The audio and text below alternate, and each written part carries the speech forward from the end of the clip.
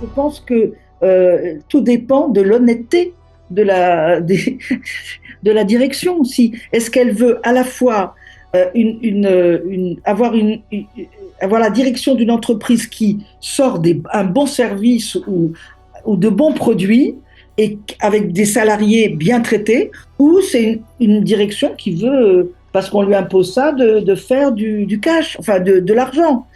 Voilà, si c'est la deuxième, on peut rien. Si la deuxième, on peut rien. Que Si, ça, alors, par contre, moi, je pense qu'on est à un moment particulier ouais. où, au-delà de l'opposition antagonique de classe, on pourrait dire, il y a le sentiment quand même d'un destin commun pour le coup, c'est que nous sommes tous des habitants de cette planète.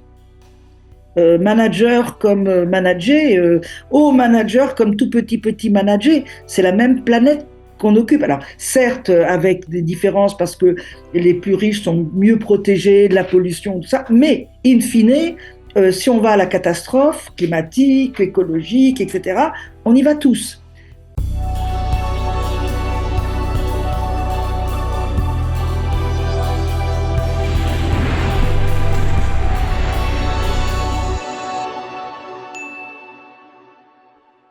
Euh, dans, qu'est-ce qu'on pourrait dire dans le post-Covid du télétravail, ce qui rajoute à une fragmentation de la relation, de ce qui est ramené à la maison en pyjama et en tongs. Moi, Ouais. je travaille en distanciel, mais je suis chef de tout, donc je suis content de travailler en pyjama et en tongs. Mais je suis mon propre tyran. Déjà, c'est du boulot parce qu'on ne tombe pas d'accord.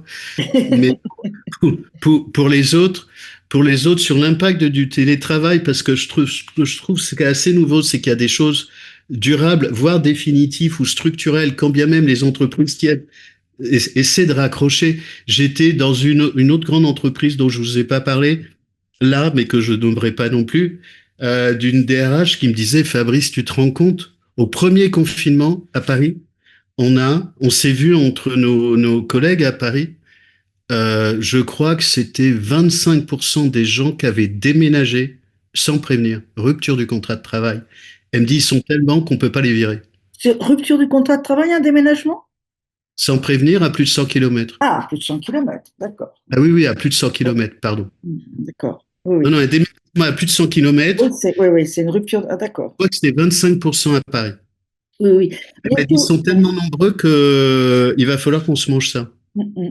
Mais vous savez, c'est très intéressant cette période du télétravail parce que à la fois c'est un symptôme de ce qui se passe dans le lieu de travail. Au début, la majorité des gens qui pouvaient travailler en télétravail étaient absolument ravis de télétravailler. Alors il y avait plusieurs raisons. La première, elle est évidente, c'est se protéger quand même d'un virus qui était assez angoissant, inquiétant. Ça, c'était une chose.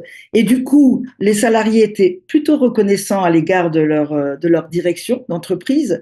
Et deuxièmement, et ça c'est plus intéressant du point de vue sociologique, c'est mettre à distance un lieu de travail où les choses ne se passent pas si bien que ça entre salariés, justement.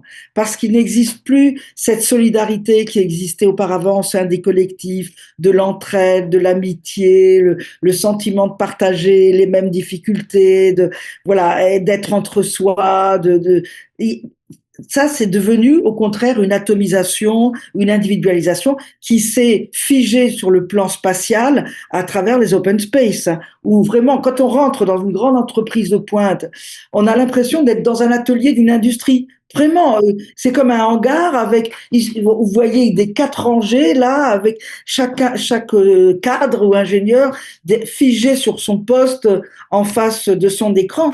On a vraiment l'impression qu'on est face à une disciplinarisation des corps pour bien leur faire comprendre à ces gens-là, vous êtes certes des cadres, des ingénieurs, vous avez une bonne formation, mais pour nous, vous restez les exécutants.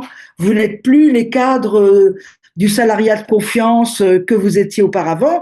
Vous n'êtes pas nécessairement du côté de la direction. Vous êtes des exécutants. Bon, et avec cette individualisation des objectifs, avec des primes différentielles, des carrières différentielles, etc., etc., bah, les gens ne développent pas des relations amicales entre eux qui portent les gens, qui leur donnent un peu d'oxygène. Non, au contraire, tout ça est pesant. tout ça est lourd. Il y a les regards de malveillance, de surveillance. Il y en a qui disent je suis indisposé par les parfums des dames, je suis indisposé par le type qui parle à son écran, enfin dans une réunion, par ceux qui bougent sans arrêt. Enfin, bref, je n'en peux plus de tout le monde.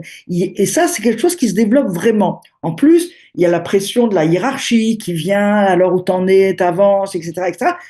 Et ils disent, au début, quand je suis chez moi, à la maison, comme vous dites, avec mes tongs ou mon pyjama, mon chat que je peux caresser quand je veux, avec mon petit café ou mon petit verre de ce que je veux, ça va mieux. Bon, vraiment, au début, alors, il faut savoir aussi que là, il y a une spécificité française aussi, parce que avant la période de Covid, les organisations syndicales, certaines demandaient du télétravail parce que dans les autres pays européens, c'était une pratique qui se développait. Et les directions françaises ne voulaient pas. La plupart du temps, elles mettaient un frein extrêmement fort à la diffusion de cette pratique de télétravail. Et l'explication, c'était qu'elles préféraient avoir les salariés sous la main et sous le regard. Elles voulaient pouvoir les contrôler, les surveiller, mettre la pression, etc. Et la hiérarchie estimait qu'il fallait qu'ils soient sur le lieu de travail. Bon, avec le Covid, ça a été nécessaire d'installer le télétravail et ils se sont rendus compte que les salariés travaillaient très bien chez eux. Alors pourquoi? Parce qu'ils étaient reconnaissants à la hiérarchie d'avoir accepté, à la direction d'avoir accepté le télétravail, de les mettre à l'abri de l'épidémie et aussi de les faire, de les éloigner un peu du lieu qui n'est pas un lieu plaisant de travail. Donc ils étaient contents et ça se passait plutôt bien et les gens qu'on interviewait disaient oh bah oui, mais moi je me lève le matin, je me prépare mon café, je suis en pyjama, ben je commence, je regarde mes mails, je commence à travailler, puis des fois je m'arrête tard, il est midi, 1 heure, bon ben je me fais réchauffer un truc, je continue à bosser, et puis après pourquoi je sortirais, on n'a pas le droit de sortir, en plus c'était la période de confinement, donc je travaille. Et les résultats étaient vraiment très très impressionnants en efficacité, en performance pour le management. Mais progressivement, il y a eu l'apparition d'une dimension ambivalente. C'est certes, on était protégé de ce qui se passait sur le lieu de l'entreprise, etc. Mais on était aussi coupé des autres, coupé du monde réel, coupé de, même si les collègues sont pas des amis, etc. Bah, ça fait partie du monde et on n'a pas le sentiment d'être isolé et on est face au vrai monde avec des vrais gens avec qui on peut parler, s'engueuler, c'est tout ce qu'on veut, mais c'est la réalité. Alors que souvent les gens disent, bah, au bout d'un certain temps, moi je demandais pour qui, avec qui je travaillais et où partait mon travail et à quoi ça servait. Il y a un sentiment de vanité, enfin quelque chose qui est vain, qui n'existe, de fictionnel, voilà, on n'a pas le sentiment d'être ancré dans la réalité. Or le travail, c'est ça. Comme disait psychanalyse, le travail, c'est sortir de chez soi, de sa maison, mais aussi de son cerveau, de son petit monde restreint, domestique, affectif, d'aller dans le vrai monde. Et ça, c'est quelque chose qui se perdait. Donc, les gens avaient aussi envie de retourner, mais ils étaient contents de ne pas être sur le lieu de travail. Bref, très ambivalent. Et ce qui apparaissait peut-être aussi, c'est la capacité des gens de voir, de comprendre ce qu'ils cherchaient à fuir sur le lieu de travail et peut-être bon, de mieux comprendre ce qui n'allait pas dans le monde du travail. Encore que ça n'a pas débouché sur grand-chose. Mais c'est vrai qu'il y a beaucoup de gens qui se sont dit, quitte à travailler dans le n'importe où, justement, travaillons à 300 km, 400 km, dans des lieux où il y a un jardin, on pourra sortir, etc. Mais c'était une période assez symptomatique. Ça, le soulagement expliquait que travailler sur le lieu de travail, en même temps que c'est une nécessité parce qu'on est confronté au vrai monde, c'est aussi quelque chose de lourd, pesant, où on est confronté physiquement à la pression, à la compétition, à la malveillance, et que c'est pas un milieu. Auparavant, dans les années 60, 70, les ouvriers, les ouvrières le disaient. Mais qu'est-ce qu'on rigolait dans les espaces de travail, bon, on en prenait plein la figure, on se faisait harceler, etc. Mais entre nous, qu'est-ce qu'on rigolait? C'était, certains disaient, les meilleures années de ma vie, etc. Les jeunes vous diront jamais que c'est les meilleures années de leur vie qui vivent dans l'entreprise maintenant. Non, il y a quelque chose de pesant, de mise à l'épreuve, de contrôle, de compétition. C'est lourd, hein, c'est très lourd. Mais je pense que ce qu'il y avait à l'époque, plus, c'est qu'il y avait de l'argent, il y avait des interstices, il y avait des entre-deux, il y avait des gens, il y avait des espaces. Il n'y a pas la pression qu'on a aujourd'hui. Alors avec la pression mondiale d'un monde multipolaire qui est en train de se refermer et de la vraie vie, c'est-à-dire que toutes les banques centrales sont en faillite et que toutes les banques sont en faillite et qu'on est juste au début du commencement d'une grande catastrophe. Et juste au début, même si ça arrive depuis 2008. Mais ce que j'ai vu depuis ce confinement, effectivement, la première partie du premier confinement, où en particulier les autistes et HP disaient quel bonheur, on s'est plus la main. On fait plus des bisous, on n'a plus des gens qui puent, on n'est plus obligé de leur dire bonjour, on n'est plus obligé de faire semblant, Ouais. et ils étaient ravis. Et après, il y en a qui me disaient, mais Fabrice, j'ai envie de voir quand même des vrais gens parce que je C'est ça. m'emmerde chez moi. Donc, il y a des effets retours inégalement répartis en fonction des personnes plutôt introverties ou plutôt extraverties. Mais ce que j'ai vu aussi arriver alors dans les organisations en dehors des atypiques, c'est que les gens ont découvert le monde sans l'entreprise et ils sont plus capables de faire marche arrière.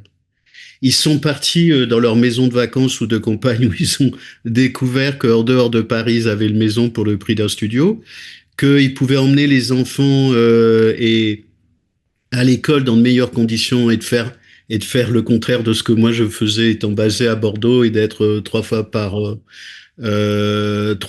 mois à Paris avec des semaines de 4 jours. Ils l'ont fait à l'inverse de prendre la mesure physiquement du niveau de suradaptation où ils étaient tellement robotisés, je parle pas de Paris, mais les gens étaient tellement robotisés qu'en gros, ils se posaient pas la question de savoir ce qu'ils faisaient. Et là, quand on les débranche et quand on les met sous l'eau froide, elles se disent, mais je repars pas, hein. Mais je repars pas du tout, hein. Et il y en a qui n'ont pas pu repartir, indépendamment des atypiques, qui n'ont pas pu repartir parce que et ni repartir dans leur entreprise, mais pour certains repartir au travail. Je trouve que ça a débranché la France du travail et des organisations. Enfin, j'en fais même un système social et sociétal. Ça a débranché la France. Il y a avant et après le confinement, et on retournera pas en marche arrière pour moi. Oui, mais vous savez, dans les hôpitaux, c'est très intéressant parce que c'est passé un peu l'inverse. Pendant le Oui, confinement, l'administration, mais vous le savez très bien, l'administration, la bureaucratie, enfin, les prescriptions organisationnelles ont été mises de côté par des soignants qui se sont constitués en équipe, du chirurgien à l'ambulancier, en passant par les aides-soignants, qui ont dit, nous allons décider de la manière dont nous travaillons, et c'est nous qui allons accomplir la préparation, voilà, l'organisation de notre travail, la préparation de ce qu'il faut. Laissez-nous faire. Et ils ont énormément bossé, énormément. Il n'y a pas eu de burn-out. Ils étaient fatigués, mais quand ils se reposaient, ça marchait très bien. Un burn-out, vous pouvez vous reposer 2 mois, 3 mois, 6 mois, un an, bah, ça va toujours mal parce que vous avez une remise en question personnelle, un effondrement personnel qui met très très très longtemps à se remettre. Tandis que dans les hôpitaux, ils ont découvert ce que c'est que d'avoir la main sur son travail et de travailler en fonction de la finalité, c'est-à-dire prendre soin des patients et prendre soin aussi des gens qui travaillent. Donc, ils l'ont fait pendant la totalité de la durée de l'épidémie. Et après, l'administration est revenue, la bureaucratie est revenue. Ils disent, bon, bah, on repart comme avant. Et c'est là qu'il y a énormément de personnes, de soignants qui ont dit bah, au revoir. Alors nous, on ne reprend pas comme avant, on a connu le vrai travail et on ne oui. peut pas recommencer comme avant. Et c'est pour ça qu'il y a beaucoup d'infirmiers, d'aides-soignants qui ont déserté les hôpitaux, soit qui sont installés à leur compte, soit qui ont fait d'autres métiers. Et Mais de médecins, hein. pardon, oui, oui, et de médecins, tout à fait, des chirurgiens, des médecins. Ils ont redécouvert ce qu'était qu'un travail sur lequel ils avaient la main et en fonction de la finalité de leur mission. Ça, c'était. Et ils travaillent comme jamais ils n'ont travaillé en termes de durée, d'intensité, de productivité, si on peut dire, utiliser ce mot, mais et ils étaient fatigués, mais ils étaient agréablement fatigués, fiers de ce qu'ils avaient fait, contents. Et avec un vrai projet collectif. avec Et- un respect mutuel. Tout le monde, même la dame qui faisait le ménage, c'était important parce que la propreté dans les hôpitaux, c'est important. Donc tout le monde était considéré comme un maillon fort du dispositif et de l'équipe et ça marchait très bien. Ça a changé, hein. Oui, Il y a un oui, oui. effondrement qui est C'est terrible absolu. maintenant. C'est terrible. Ah, vaut mieux pas être malade, hein. Bon, Et vous enfin, bon. savez que les bonnes pratiques, par exemple, alors c'était il y a quelques années, hein, il y a 5, 6 ans, euh, vous savez qu'une bonne pratique, c'est faire une veille quand on est consultant dans un grand cabinet et observer les méthodes de travail qui marchent le mieux dans n'importe quel secteur, n'importe quel pays, pour n'importe quel métier, et de les rapatrier dans un autre pays, un autre métier ou un autre secteur. Et j'ai des collègues qui ont fait un travail sur les bonnes pratiques et qui ont montré comment, en réalité, là, à un moment donné, il a été décidé d'organiser l'accueil des patients en urgence à l'hôpital sur le même mode que l'accueil des voyageurs à l'aérogare de Roissy.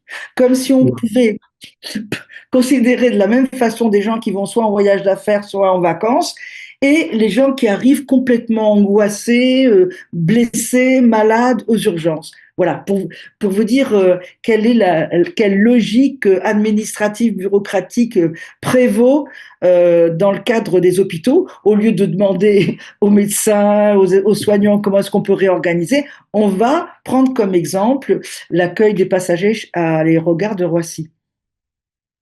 Et puis après, il y a un changement. Là, je viens de me faire opérer de la hanche. J'ai eu Oui, des gens magnifiques, exceptionnels, remarquables.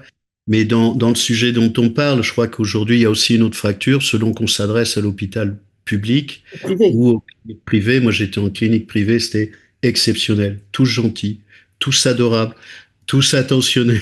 On est venu me chercher dans la salle de préparation, la chirurgienne. Elle est venue me chercher à discuter on allait boire un coup Ah. au bloc. Elle m'a amené jusqu'au bloc et a discuté avec l'anesthésiste comme si on allait boire un coup ensemble. Oh, j'ai dit, vous êtes magnifique, vous êtes...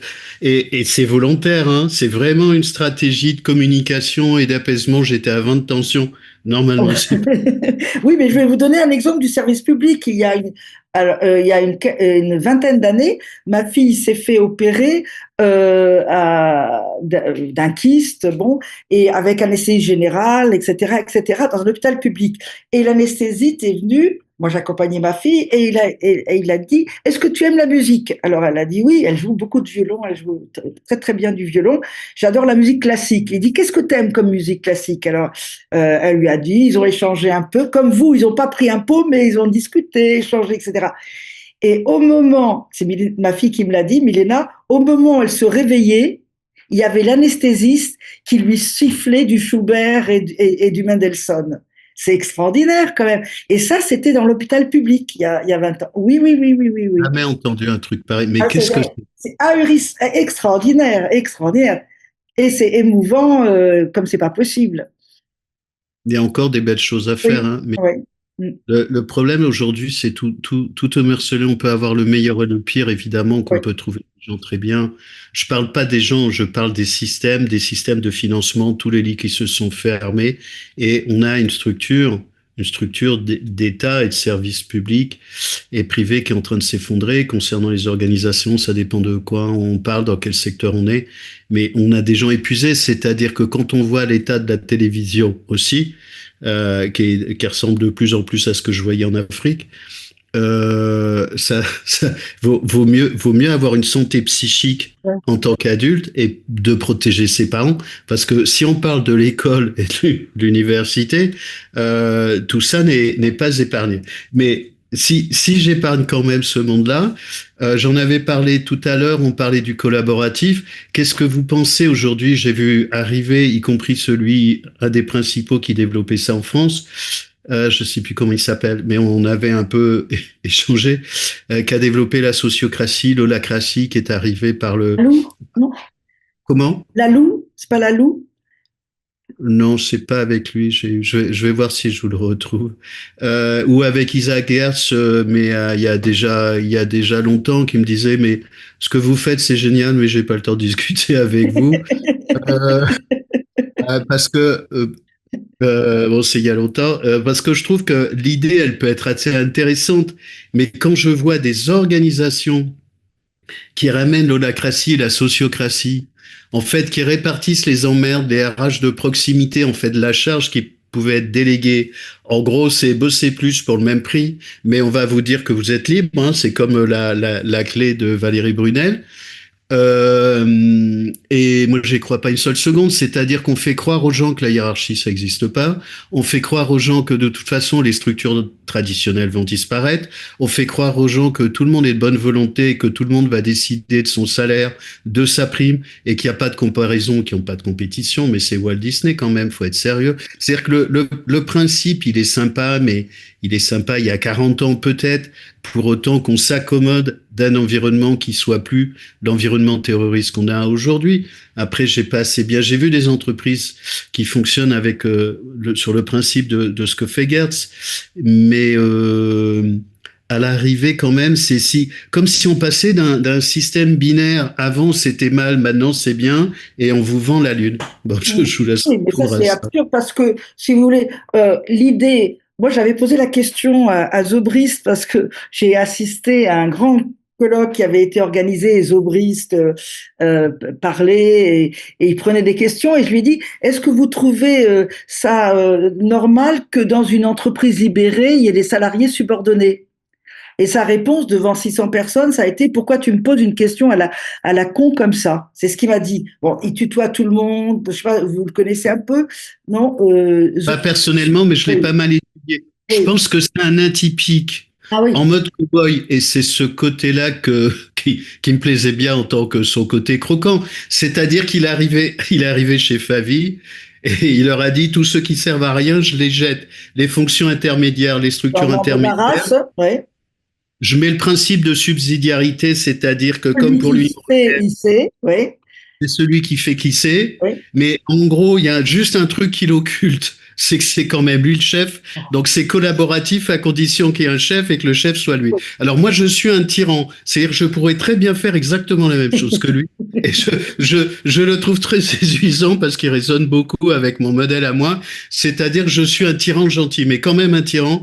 Et je vais pas vendre la gentillesse parce que je n'ignore pas le tyran. Oui. Mais il a un peu décalamité Favi, qui était de la métallurgie. Il l'a fait en mode cobaye, mais ce n'est pas si possible que parce qu'il arrive à ce moment-là, qu'il a son style, qu'il a son caractère, que ça en fait un modèle, parce qu'on n'en a pas trouvé d'autres dans les écoles de management, parce qu'il est rayonnant, parce qu'il a sa grande gueule, de la manière dont il fait. Mais il y a un moment donné, c'est pas transmissible, ce Non, et truc-là. puis c'est pas tous les jours extrêmement moral non plus. Enfin, cette Ah ben idée non. il faut adhérer à sa vision. Voilà, je Ah suis au oui. service de tout le monde, donc tout le monde m'écoute et m'obéit. Non, mais c'est ça son truc. Ah, c'est le grand timonier quand même, ça. Oui. Hein, c'est drôle. J'aurais vraiment aimé de l'avoir parce que je pense qu'il aurait peut-être accepté maintenant, mais il est décédé au mois de mars là. Ouais. Euh, Alors là, c'est mais plus euh, possible. non, là, ça va être un peu compliqué pour l'avoir. Il répond plus en fait. Il est sur le répondeur. Mais c'est de l'avoir après coup, un peu comme. Je pense que les gens peuvent être différents quand ils sont 10, 20 ans après ce qu'ils ont Oui, fait et oui. qui peuvent avoir une espèce de regard Ce un qu'il peu faut méta. savoir avec les entreprises libérées, c'est que la plupart d'entre elles ont décidé de libérer, enfin, les directions ont décidé de libérer les salariés, parce que c'est comme ça, on vous libère au moment où elles traversaient une crise grave. Une crise grave. C'est souvent dans ces moments-là, alors en disant, c'est un peu le chantage. Bon, je vais sauver l'entreprise, mais il faudra travailler plus, il faudra se séparer d'une partie. C'est ça un peu l'idée. Et effectivement, pour ça qu'au bout d'un certain temps, certaines, quand elles étaient reparties dans le flot, bah, sont redevenues non libérées, enfin des entreprises classiques. Hein. Et voilà. Et je crois que l'idée de on vous libère, mais vous restez subordonné, c'est quand même un petit peu un oxymore. Alors, sauf pour ce que j'ai pu voir, alors c'est sur c'était de la sociocratie, sauf pour les pirates, les pervers, les tordus qui savent très très bien naviguer entre ces doubles langages, c'est-à-dire je suis libéré pour vous raconter des conneries, bosser chez moi, faire mon jardin, et sinon je vais juste répondre aux obligations légales pour vous enfumer et vous expliquer que je souscris, et sinon je prends mes libertés. Oui, mais enfin, il y avait un grand patron qui avait expliqué, moi je libère tout le monde. Ceux qui adhèrent et qui bossent vraiment, je les garde, je leur fais confiance, sont libérés. Les autres, je les libère, ils prennent la porte. Oui. C'est quand même très violent, moi je trouve ça très Ah violent. oui, moi je trouve ça très très violent aussi et très très très immoral. Il y avait une autre entreprise où ils avaient divisé les salariés, il y avait les renards, les moutons et les dauphins. Alors il fallait se séparer des renards. Oui, les renards Ah sont oui, trop j'ai rusés, connu ça. il faut s'en méfier. Les moutons, d'accord, mais si on a les dauphins pour les entraîner, parce que les dauphins c'est les malins, etc., qui réagissent et tout. Donc c'était quand même bon. C'est pas les entreprises libérées, c'est pas toujours tendre. Ben non, c'est-à-dire que si on fait des entreprises libérées sur des gens qui sont comme d'habitude, c'est-à-dire que tout ça c'est inégal, c'est-à-dire que on va laisser au même endroit de manière égalitaire les crocodiles, les dauphins, les moutons et les autres, ben non. C'est-à-dire qu'il n'y a pas de punition, que les gens bossent ou bossent pas, ils sont payés pareil. On fait de l'égalité, mais on fait pas d'équité. Mais j'ai vu des horreurs, hein.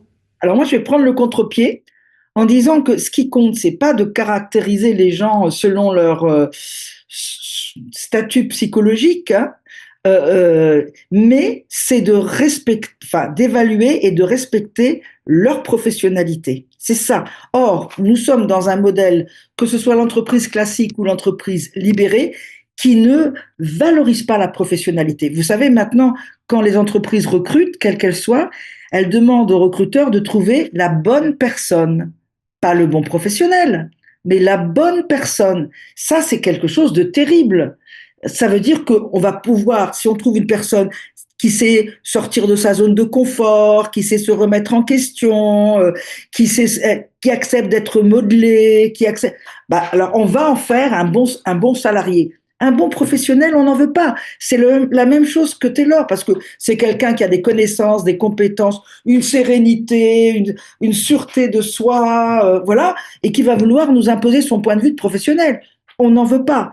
Donc, le problème qui est général, c'est celui qui consiste à ne pas valoriser, respecter, mettre en valeur la professionnalité des gens en les écoutant, en prenant en compte leurs propositions et la qualité de leur engagement, mais de valoriser les gens dont on se dit on va les manipuler. Alors, soit en les libérant, alors ils vont être tout contents d'être libérés, ils vont tomber dans les bras, etc. Soit en les contraignant, etc. La vraie question, elle est là, je crois. Je pense qu'il y a beaucoup de gens qui comprennent pas cette notion de bonne personne qu'on va mettre dans les soft skills, parce que c'est à la mode maintenant de parler des soft skills, qui en fait, ces formes d'agilité, de gérer les complexités, d'aller au-delà de ce qu'on demande, Voilà. de gérer les D'être résilient, paradoxes. de se dépasser en permanence, de vouloir être le meilleur, de viser l'excellence et d'être loyal. Oui, ça c'est un piège, ou d'être corporate. À ce que je Oui, vois dans les oui, groupes, oui. faut être absolument corporate quand j'accompagne des cadres sup ou même des cadres dirigeants. Un cadre dirigeant, t'es pas corporate, t'es dégage, hein. Et en plus, les règles, elles sont implicites. J'ai des protocoles de cadres dirigeants de Oui. différents groupes. Les protocoles, c'est-à-dire la cartographie de recrutement interne du groupe, hein. C'est corporate. Et j'en ai accompagné, ils se sont fait retoper parce que en gros, ils étaient plus corporate, mais c'était trop tard pour qu'ils fassent semblant. Il y a un truc dont je voulais vous parler parce que moi, ça, je trouvais ça absolument terrible, mais là, on revient avec l'implication de l'intime pour les gens. C'est cette notion de transparence. Ah oui, C'est arrivé avec le coaching, c'est arrivé avec les ateliers, c'est arrivé avec toute cette mouvance des années 80-90 et où en fait, fallait que tout le monde soit transparent. Et en fait, c'est là que je ramenais le panoptique de Jérémy Bentham, où dans cette transparence, alors j'explique aux gens, ils verront la prison parce qu'elle est en vrai sur Internet, sur Google. Jérémy Bentham, hein, 1700 et des brouettes, il a parlé du panopticon. Et en fait, qui est un modèle de contrôle social. En gros, c'est une prison il y a une tour au milieu avec des fenêtres en verre, et tout autour, il y a les cellules avec les fenêtres en verre, c'est-à-dire que tout le monde contrôle tout le monde, et au milieu, il y a un mec avec les fenêtres en verre qui contrôle tout le monde, qui contrôle tout le monde. Le pire, le gars, on lui met des glaces Santin, il se casse, il va prendre une pierre, tout le monde contrôle tout le monde. Ça s'appelle un open space. Ça, c'est le principe de panoptique. Et si les gens vont voir ça sur Google Images, ils verront que c'est une prison qui existe, qui a été construite sur ce modèle-là aux États-Unis. Et en fait, c'est un modèle social, un modèle sociétal, c'est aussi un modèle politique et un modèle organisationnel qu'on voit aujourd'hui où tout le monde contrôle tout le monde. Ça veut dire que tout le monde, ou beaucoup en tout cas, ce que je disais tout à l'heure, fonctionne en fonction de l'idée qu'ils se font de ce que les autres vont voir d'eux, vont juger d'eux. C'est-à-dire, ils sont même plus capables de penser par eux-mêmes. Ils ont peur de ce que les autres vont penser d'eux et totalement décorrélé. C'est sûr que le confinement a débranché ça. Mais je voulais revenir sur la transparence. Est-ce que vous pensez de ce La mouvement de transparence? transparence, on l'a réceptionné, si je puis dire, du Japon. C'est venu avec le lean management, etc. Il faut qu'on puisse comprendre tout ce qui se passe quand on rentre. C'est ce que m'avait expliqué un responsable d'entreprise quand il m'expliquait le lean management à la japonaise, etc. Quand vous rentrez dans un atelier et que vous ne connaissez rien, vous devez tout comprendre, tout doit être accessible tout de suite, parce que tout est clair, il y a même des tableaux qui montrent l'avancement de la production, etc., etc. Et cette idée de tout montrer, de tout révéler, elle visait aussi les salariés, même les cadres, etc. Et c'était une idée un peu, comment dire, de rapport à la direction, de loyauté, etc., qui avait été d'ailleurs aussi reprise dans les médias et surtout la télévision par une émission qui s'appelait Love Story, où, hein, voilà, où on voyait tout, tout, tout en permanence. Et puis, il y avait l'idée aussi des jeux, les gagnants, etc. On devait être transparent, y compris dans les toilettes, la salle de bain, quand on faisait n'importe quoi, la transparence et les gens en concurrence. Ben, ça s'est vraiment développé, tous ces jeux de société que véhiculait la télévision s'inspirait beaucoup et c'était un peu en miroir avec ce qui s'est développé dans le monde des entreprises. Mais c'est effectivement, on n'a rien à cacher, on ne doit rien cacher, on doit être transparent et voilà. Parce que l'idée que si on cache quelque chose, c'est quelque chose qui va être négatif et nocif à l'entreprise.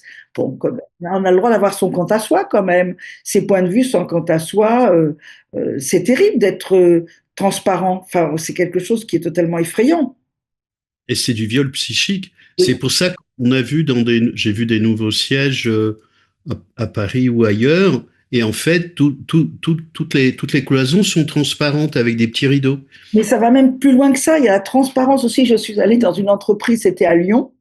Alors j'ai discuté, j'ai passé la journée, j'ai discuté avec les responsables, avec les gens, etc. C'était très, très, très, tout était ouvert. Il y avait des places pour faire ci, des places pour faire ça, l'étage, mezzanine. Enfin, bon, vous voyez. Puis il y avait un mur, un grand mur, sur lequel il y avait énormément d'affiches avec les noms, des prénoms plutôt, et c'était marqué euh, euh, plutôt. Comment ça s'appelle? Pas introspectif, mais comment on dit quand on est Introverti? introverti, extraverti, pas confiance en soi, etc. Chaque salarié devait se définir, Ah, enfin, mais Daniel, définir sa c'est le personnalité. MBTI. C'est Comment? le MBTI. Ça doit être ça, je sais pas. C'est le MBTI de Jung. Je crois que c'est ça. Donc chacun avait sa définition. Il y avait sa photo et sa définition. Introverti, extraverti, peur de ci, peur de ça, machin. Tout, tout, tout. Pensée, sentiment. Voilà, voilà. Alors moi je dis, mais en termes de transparence, c'est énorme. Pourquoi est-ce que vous faites ça? Alors ils m'ont dit, c'est très important parce que quand vous allez discuter avec un autre employé de l'entreprise, vous savez à qui vous vous adressez. Donc vous vous préparez moralement à un certain type de personnalité. Et puis aussi, si vous êtes son manager, ben, ça aide dans la manière de vous adresser à lui, dans la manière de demander des choses, etc. Ça au niveau de la transparence, je trouve ça aussi Bah, c'est assez hallucinant. c'est surtout que c'est inapproprié. Moi, je suis expert du MBTI. J'ai travaillé avec plus de 4000 personnes depuis plus de 20 ans en France et à l'étranger. C'est l'outil le plus validé au monde sur la base des travaux de Jung sur les types psychologiques. Sauf que le MBTI, il n'est pas fait pour ça et surtout que le MBTI, c'est deux outils. C'est le premier outil de comment on arrive quand on est enfant avec ses préférences. Et surtout, il y a un deuxième outil qui s'appelle la dynamique des fonctions qui fait que passé la quarantaine, le profil est totalement différent. Intégratif, mais différent. Donc, en fait, afficher un truc comme ça, c'est faux. Et puis, plus de 10%, c'est comme dans Icom Icar et les gens qui sont un peu rebelles. Et en particulier les atypiques, j'ai fait une conférence qui est en ligne, qu'on trouve sur Internet, pour expliquer que ça marche pas pour les atypiques. Ça ne marche pour aucun atypique. Comme le process.com d'Eric Berne ou de Toby Keller pour l'analyse transactionnelle. Le MBTI marche pas. Donc même sur l'utilisation de base du MBTI, c'est faux, c'est inapproprié, c'est de la maltraitance. Enfin, c'est primaire, c'est un truc Moi, j'ai primaire. trouvé ça extrêmement C'est euh, violent, c'est ouais, très violent. violent et intrusif, tellement intrusif que c'est. Enfin, je trouve ça terrible, terrible, terrible. Alors je me disais, si moi on me demandait, je mentirais. Enfin, je Bien sûr. m'arrangerais pour pas faire ressortir mes véritables traits de personnalité. Parce Puis on que, n'est pas réductible à quatre lettres, parce que c'est le cas, c'est quatre lettres. oui, c'est ça. Oui. Ben, voilà. Moi, je mets ça aussi sur le plan de la transparence, quoi, prétendu, prétendu. Moi, j'ai utilisé l'MBTI dans les organisations parce que je trouve que c'est un outil magnifique, mais en fait, c'est un prétexte de langage, c'est un alibi, mais pas pour coller une étiquette sur la tête des gens. C'est plutôt pour décoller les étiquettes que Bien pour sûr, bien sûr. Alors, vous aviez la photo, puis après, effectivement, il y avait les lettres et puis le petit commentaire, absolument. Ouais. Comme ça, quand vous allez voir quelqu'un, vous savez qui c'est à l'avance. Euh, quel espoir on va commencer à atterrir si vous voulez. Euh, quel espoir vous avez? Alors, en termes d'espoir, et qu'est-ce qui est possible ou pas en l'état actuel de la situation, sachant que l'environnement va largement encore empirer, que pour moi, il faut à la fois préserver les personnes et les solidarités, et qu'il faut de plus en plus de solidarité, les préserver dans les organisations et les territoires, qu'il y a de plus en plus pour moi, de responsabilité des gouvernances. Parce que si on corrige les gouvernances, pour moi, on peut modifier les lignes managériales vu le forme d'allégeance la forme d'allégeance à laquelle elles se soumettent, y compris malgré elles. Comment vous voyez l'avenir avec tout ça? Alors, De ce qui est possible ou pas, y compris de manière objectivable. je pense que il faut d'abord prendre conscience du fait que nous sommes face à des impératifs énormes dans l'urgence. Parce que on vient d'en parler, il y a effectivement la maltraitance des salariés par des moyens managériaux qui ne sont pas du tout performants non plus. Il y a aussi, on n'en a pas parlé, mais c'est à mon avis, un phénomène important, la maltraitance des consommateurs et des usagers qui Ah sont oui, manipulés par les sciences, les neurosciences, l'intelligence artificielle, etc., qui prétendent faire acheter à quelqu'un avant que la personne n'ait pris elle-même conscience du fait qu'elle a le désir d'acheter. Et puis, troisième impératif très important, très très important, c'est le fait que notre modèle, il est très prédateur par rapport aux ressources naturelles de la planète. Et donc, ça compromet l'avenir de l'humanité sur la planète. Donc, nous sommes face à un moment, à mon avis, extrêmement critique où il nous faut, quand je dis nous, c'est les habitants de cette terre et qui sont à la fois citoyens, consommateurs et travailleurs, il nous faut participer à une réinvention, une redéfinition de ce que peut être le travail, de nos modes de production, de nos modes de consommation. Et je pense que de ce point de vue-là, il y a probablement deux catégories de la population qui sont particulièrement sensibles parce qu'elles ne sont plus les otages et pas encore les otages du monde du travail.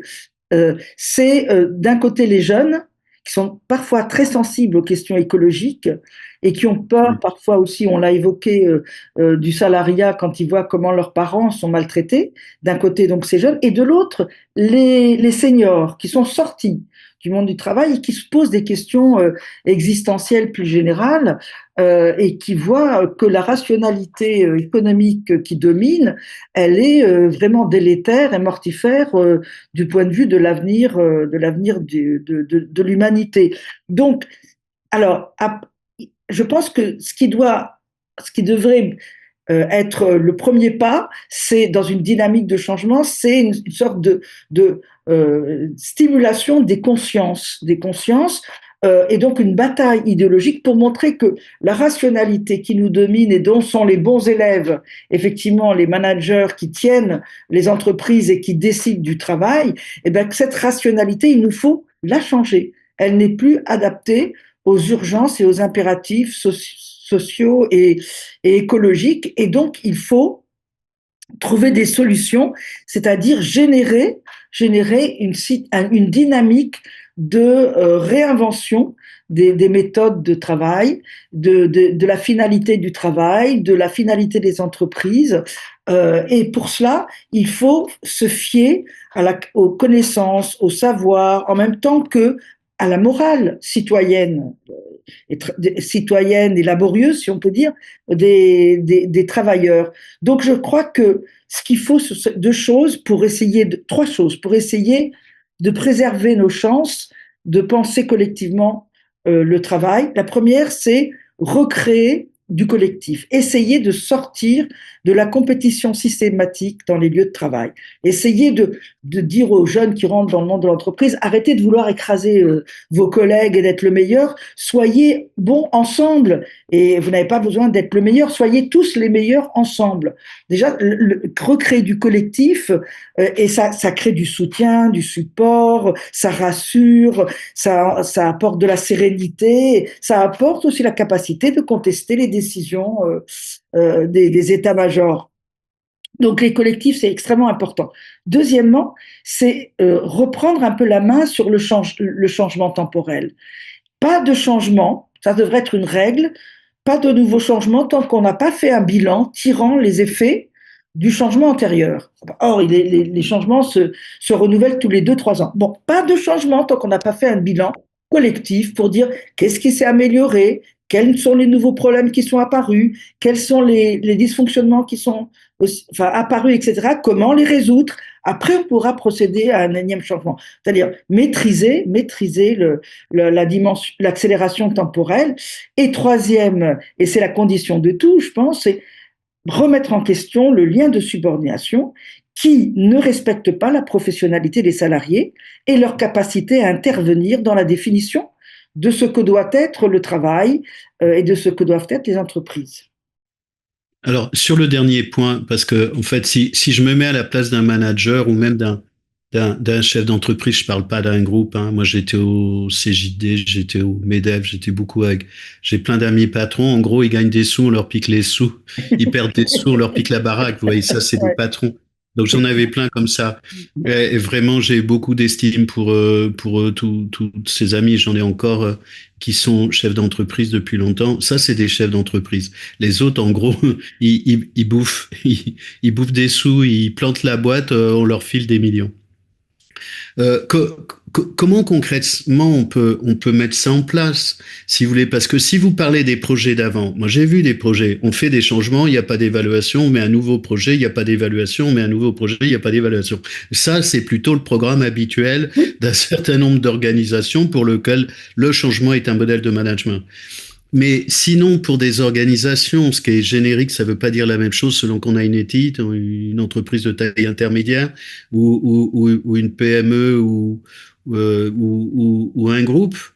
Il y a tellement le feu partout dans des enjeux concurrentiels et là où ce que fait Trump, on va changer du monopolaire en multipolaire avec un retour intracommunautaire alors qu'il faut 15 ans pour réindustrialiser les pays minimum. Donc les phases de transition vont être assez horribles. Concrètement, si vous avez un parterre de chefs d'entreprise, vous leur dites quoi concrètement? qui les rassure, c'est-à-dire de manière objectivable. S'il n'y a plus le lien de subordination, vous mettez quoi à la place? Un contrat d'engagement réciproque où les salariés qui se font embaucher s'engagent à respecter un certain nombre de choses et une autorité qui est une autorité de synchronisation, de coordination.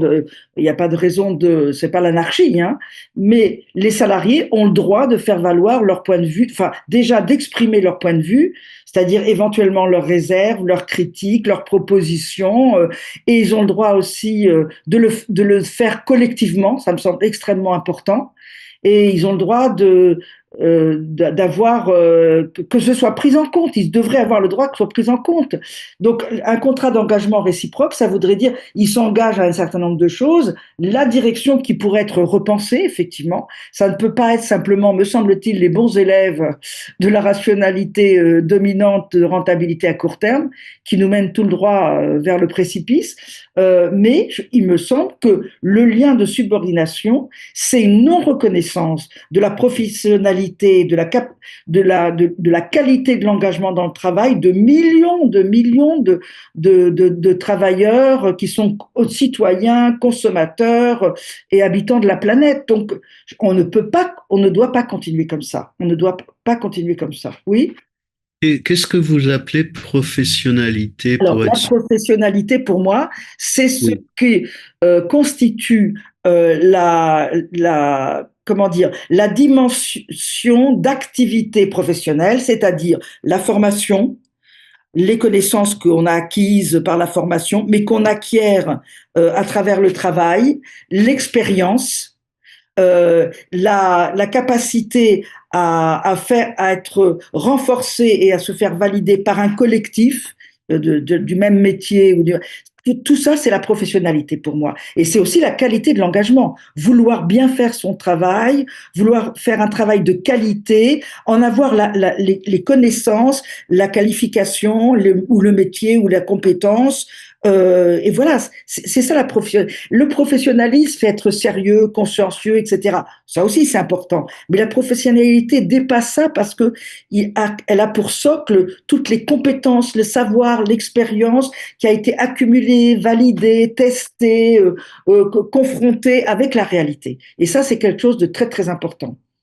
Alors, est-ce que ça pose pas la question des formations et des diplômes, c'est-à-dire quelque chose qui soit une sanction autoportée pour qu'un salarié ait une reconnaissance qui serait peut-être une VAE, une validation des acquis de l'expérience, pour autant que ça prend au moins un an, qui est les reconnaissances des diplômes, et quand on voit l'état des diplômes qui se sont beaucoup dégradés selon la nature des diplômes, pour que le salarié ait une vraie reconnaissance objectivable, c'est-à-dire sur le marché du travail, qui prenne en compte toutes ces dimensions-là, ce qui n'est pas franchement le cas aujourd'hui. Oui, mais avant, vous savez, ça marchait avec les collectifs. C'était Exact. les anciens qui transmettaient les savoirs confrontés justement à la réalité du terrain, aux difficultés, aux dysfonctionnements, aux imprévus. C'est les salariés au sein des collectifs qui construisaient ce que vous appelez à juste titre le travail réel. C'est-à-dire que c'est un corpus de savoir, de pratiques, d'outils parfois, de savoir-faire, savoir-être aussi. Mais tout ça, c'est un corpus que les anciens acquièrent au fur et à mesure et qui transmettent aux jeunes dans les collectifs. Quand il n'y a pas de collectif, il n'y a pas, voilà, ça se transmet pas et on a affaire à des apprentis complètement esselés qui sont soumis à la hiérarchie laquelle est rarement experte en des métiers qu'elle encadre. Donc Oui. oui, c'est ça, il y a vraiment un problème. C'est pour ça qu'il faut recréer du collectif et valider la professionnalité. C'est au sein des collectifs qu'elle se valide, au contraire, qu'elle est admirée, qu'elle est portée, la professionnalité, ce sont des choses qui s'acquièrent dans la socialisation professionnelle au sein des collectifs aussi. Je comprends bien, mais en fait, c'était des gens qui restaient sur leur lieu de travail. Aujourd'hui, comment autoporter ça et valider ça, un peu comme chez les compagnons du devoir, parce que c'est Oui, une alors culture. je demande pas que ce soit les gens de 60 ans qui fassent ça. Quand on a 40 ans, on a une certaine expérience du travail. Alors même si c'est pas sur le même lieu de travail, il y a des choses qu'on sait, qu'on peut transmettre. Mais comment vous vendez ça dans une entreprise tiers compte tenu de la manière dont les recrutements se font, ce qui est quand même assez affligeant. Oui, c'est affligeant. Ben, écoutez, je pense que tout dépend de l'honnêteté de la direction aussi. Est-ce qu'elle veut à la fois avoir la direction d'une entreprise qui sort un bon service ou de bons produits et avec des salariés bien traités, ou c'est une direction qui veut, parce qu'on lui impose ça, de faire du cash, enfin de l'argent. Voilà, si c'est la deuxième, on peut rien. Si la deuxième, on peut rien. Que Si, ça, alors, par contre, moi, je pense qu'on est à un moment particulier ouais. où, au-delà de l'opposition antagonique de classe, on pourrait dire, il y a le sentiment quand même d'un destin commun pour le coup, c'est que nous sommes tous des habitants de cette planète. Manager comme manager, haut manager comme tout petit manager, c'est la même planète qu'on occupe. Alors certes avec des différences parce que les plus riches sont mieux protégés de la pollution, tout ça, mais in fine, si on va à la catastrophe climatique, écologique, etc., on y va tous. Donc tout dépend de la capacité de ces bons élèves qui ont été formatés à un seul type de rationalité de s'ouvrir en fonction de l'impératif des enjeux et de se dire, oui, il faut accepter l'idée non pas de faire du greenwashing ou du social washing, etc., mais de changer les choses. Non, mais on peut pas aller à l'encontre où les gens s'ouvrent ou ils ne s'ouvrent pas. Pour que les gens s'ouvrent, il faut aussi qu'il y ait une bataille idéologique, pour qu'on prenne au sérieux les impératifs. Quand vous voyez les présidents qui arrivent comme Trump qui disent moi je ne crois pas au réchauffement de la planète ou des comment est-ce qu'on peut accepter ces choses-là? On ne peut pas être dirigé par des gens qui n'acceptent pas des évidences parce que leur autosatisfaction, elle est très limitée par leur durée de vie. Voilà. Bon, la vraie question est là. Est-ce que ça pose pas la question de la place des syndicats? Bah, complètement, les syndicats ont leur place là-dedans parce qu'ils ont été très malmenés avec l'individualisation et la mise en concurrence des salariés. Les syndicats défendent les intérêts communs, convergents des salariés. Alors là, effectivement, ceux-ci ont volé en éclats. Donc, et il faut reprendre, mais pas simplement, il faut les syndicats, mais aussi les partis politiques qui doivent se préoccuper véritablement de ces urgences qui sont des urgences sociales, écologiques et économiques, mais dans une économie qu'il faut redéfinir. Il faut réinventer, redéfinir. C'est formidable, on peut se dire, on a l'idée, on a beaucoup de moyens technologiques, intellectuels, etc. Redéfinissons à partir de la prise de conscience des enjeux véritables et de leur urgence, redéfinissons ce que peuvent être des sociétés à la fois démocratiques et en même temps vraiment pour le coup vertueuses sur le plan écologique. Mais il faut faire confiance à qui? Dans les citoyens, travailleurs, consommateurs, habitants de la planète. Donc faire confiance à la professionnalité des gens, à la qualité de leur engagement citoyen, à leur sens des responsabilités vis-à-vis de la société. On peut pas continuer à avoir un petit comité de dirigeants qui sortent des meilleures écoles et qui savent le plus, soi-disant, qui concentrent tous les savoirs. C'est pas possible parce que ces savoirs-là ne sont plus les bons. Vous savez, les jeunes qui sortent des grandes écoles, pas tous, mais une petite partie, et au moment où ils reçoivent leur diplôme, disent deux choses très très intéressantes. Un, nous n'avons pas reçu le bon enseignement. C'est formidable de dire ça. Ils remettent en cause l'enseignement. Et deux, nous n'irons pas faire carrière dans les entreprises où nos parents voudraient qu'on aille. Parce que même si c'est les plus grandes, où les promotions sont les plus belles, etc., c'est pas là qu'il faut aller. Il faut aller là où on peut changer les choses. Donc, il y a des éléments de la population, y compris des mieux informés, des mieux, etc., qui comprennent les enjeux et la nécessité de prendre les choses par un autre bout. On peut le faire. Moi, je donne toujours l'exemple du droit de vote des femmes. En 1945, quand l'Assemblée nationale discutait, c'était ahurissant les débats. La société ne résistera pas si les femmes se mettent à voter. Ça a été vraiment, tout va s'effondrer, tout va être remis en question. Bon, ben non, ça a été un peu mieux. Moi, je considère que ça a amélioré les choses plutôt qu'autre chose. De la même manière, quand on a dit on peut pas y avoir deux chefs de famille dans une famille ou avec un marié, il y a forcément le chef de foyer puis les autres. Ben, non, maintenant, il y a deux responsables au niveau de la famille et c'est pas pire, c'est pas pire. Donc, il faut comprendre qu'à un moment donné, il faut ouvrir l'éventail des possibles, réfléchir ensemble et choisir ce qui est le meilleur pour tous. Je pense que ça va bouger avec les jeunes de toute façon Oui, parce qu'ils je pensais à l'intervention qu'ont eu ces étudiants de l'agro là il y a c'est quelques ça, années. bien sûr. C'est eux qui ont dit, Euh, nous n'avons pas reçu les bons enseignements et nous n'irons pas faire carrière. Et après, il y a eu Polytechnique, les mines, des écoles de management. Oui, oui, donc je pense que de toute façon, bah, ils arrivent avec leur temps, oui. ils vont bouger avec leur temps, ils vont accepter ou pas des choses avec leur temps, et puis de toute façon, ça sera plus leur temps que le nôtre. Nous Mais de de les toute aider, à nous façon, de les aider. bah, je pense qu'il faut que tout le monde s'y colle parce que vu ce qui arrive, les gens n'ont pas idée de ce qui arrive. Moi, j'ai quelques idées. Il y en a d'autres qui ont des idées, mais je préfère avoir tort. Hein. Mais je pense que j'ai pas tort. Mais je pense que ça sera peut-être par la souffrance que les autres vont se faire, les solidarités.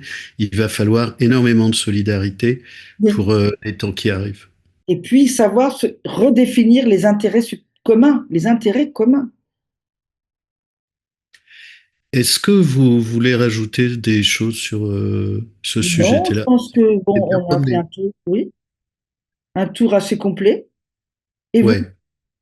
Ah ben moi je trouve ça génial parce que c'est 30 ans de mon expérience, de mes agressions, de trucs que je trouvais insupportables, de choses que j'ai vécues, que j'ai entendues, que j'ai partagées, de gens que j'ai essayé de soutenir, d'alertes que j'ai essayé de faire. J'ai vu des gens s'effondrer individuellement ou collectivement selon que j'avais ma casquette coach ou consultant, des alertes que j'ai faites ou ce que je peux faire aujourd'hui parce que c'est plus le monde des atypiques avec lequel je travaille vu que quand j'ai commencé j'ai été un des premiers en France sur les adultes et je croise un peu tous ces sujets-là et qui comprennent pas et juste que pour leur expliquer qu'il y a largement de quoi comprendre, qu'il y a des gens qui se sont largement collés au sujet depuis 30 ou 40 ans. Il y a eu beaucoup d'études et que on peut vraiment aller les étudier. Je pensais aussi, je sais plus qui avait écrit ça, euh, euh, l'emprise de l'organisation. C'est Ah oui, Goldjack ou c'est il y a Nicole Golejac et toute Dubois? la bande. Ils ont quatre ou cinq, c'était sur IBM en fait. C'est ça, c'est sur IBM. Oui, oui, C'était oui. pas avec Nicole Dubois. Non, c'est Nicole Dubois, c'est quelqu'un d'autre. Elle est passée à l'ESCP et elle a travaillé sur les. J'utilisais aussi dans mes cours un de ces bouquins sur les formes d'internalisation des violences au travail. Elle avait bossé avec Goldjack. Mais à l'époque, oui, ça a au moins 15 ans ou 20 ans, l'emprise de Ils ont l'organisation. refait une deuxième récemment. Ah Une bon? deuxième, oui, où ils disaient que c'était effectivement IBM et ils ont un petit peu euh, euh, réactualisé le livre. Ah non, parce que l'emprise d'organisation, je me demande si c'est pas Henriquez. Ah non, c'est pas Caisse. C'est pas Henriquez. Henriquez. Non. Ok, alors il y avait De Gaulle et Jacques. Je pense qu'il y avait quelqu'un qui s'appelait Peretti. Il y avait, euh, Ah ouais, j'avais discuté avec Peretti. oui, Oh, lui, il est exceptionnel. Hein. Alors, j'avais vu, alors là, on est à, j'avais vu Enriquez.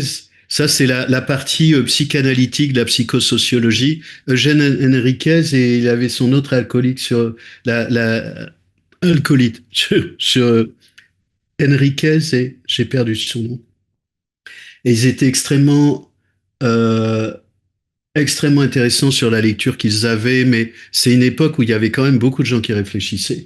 L'emprise de l'organisation 2009, Michel Bonetti, Vincent de Goljac, Daniel Dessant, Max Pagès. Ah oui, voilà, c'est Max celui-là que je Pagès, cherchais. bien sûr, bien C'est sûr, bien Pagès. sûr, bien sûr. Pagès et Enriquez, je les ai vus tous les deux une fois en conférence, ils étaient à la retraite. Mais en fait, quand ils étaient à la retraite, ils disaient, maintenant qu'on n'a plus d'enjeu, on va peut-être vous dire des choses un peu plus cash. Ah oui, C'est oui. Vous savez qu'il magnifique. est décédé, Henriquez, il y a quelques mois aussi. Ouais. C'était des gens exceptionnels avec leur contribution de recherche. Et Nicole Dubois, comme ça, si des gens veulent faire de la lecture, vraiment, il y a énormément de choses Il y a beaucoup de choses. euh, pour vraiment comprendre tout ce qui a été fait. Bon, et en fait, elle avait pris trois champs scientifiques différents sur l'internalisation des normes. C'est sur les normes d'internalité, je crois, son livre. Alors c'est très universitaire hein, pour les gens.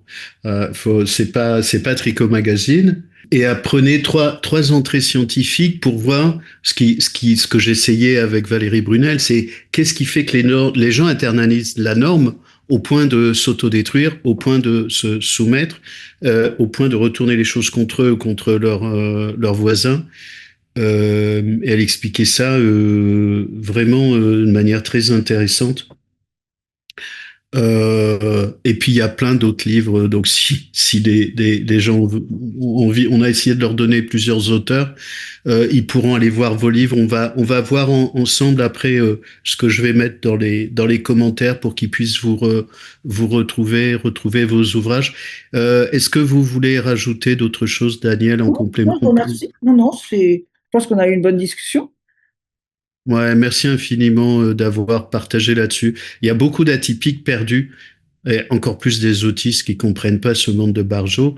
En fait, il est pas Barjot, il est cohérent. Et je veux dire, il y a des gens qui sont maltraitants. Moi, j'ai accompagné des gens maltraitants. Ils étaient maltraitants parce que malheureux. C'est-à-dire, ça les rend très maltraitants parce qu'ils savaient pas comment gérer la maltraitance à laquelle ils étaient exposés, par exemple en créant des violences, voire en étant manipulateurs. Mais c'était pas des manipulateurs malveillants, c'était des manipulateurs maladroits. Pour autant, vraiment dangereux. Mais dans un autre contexte, ils font pas la même chose. C'est ça que je veux dire. C'est-à-dire que c'était pas une pulsion de mort, c'était une pulsion de vie. Ce qui est, Survie, survie. Pour moi, oui, de c'était une survie. question de survie. Ouais. Donc, moi, je reste toujours très prudent. C'est toujours facile de critiquer les gens. Mais si on se retrouve dans la même situation qu'eux, on fait quoi, nous? C'est ça que je veux dire. Donc, je reste quand même très prudent. Ça veut pas dire que ça excuse toutes les Non, formes de non, violence. mais Ça donne des explications. une des petites solutions serait effectivement de ne pas rester seul là-dedans, mais d'aller en parler avec d'autres. C'est ça qui est Absolument. important. C'est ça qui est important. Faut pas rester seul. Non? Oui. Merci beaucoup. Daniel, vous coupez pas la caméra parce que je vais atterrir moi pour mon entretien et après on se retrouve avec Gaëtan. D'accord. Vous me dites quand je peux couper. Merci infiniment. On se retrouve juste après. D'accord. Gaëtan. Voilà, j'espère que ça vous aura aidé. Je vais vous donner toutes les informations qu'on va voir ensemble avec Daniel pour que vous puissiez la retrouver. Je vais essayer de voir ce que je veux vous mettre comme biblio. Et j'en ai plein dans mes cours que j'avais à la fac ou en école de management. Il ne s'agit pas de stigmatiser les managers et de dire que toutes les organisations c'est tout pourri, que les adultes ils sont comme ça. C'est pas l'objet. C'est-à-dire que le problème de la lucidité, c'est que ça peut conduire à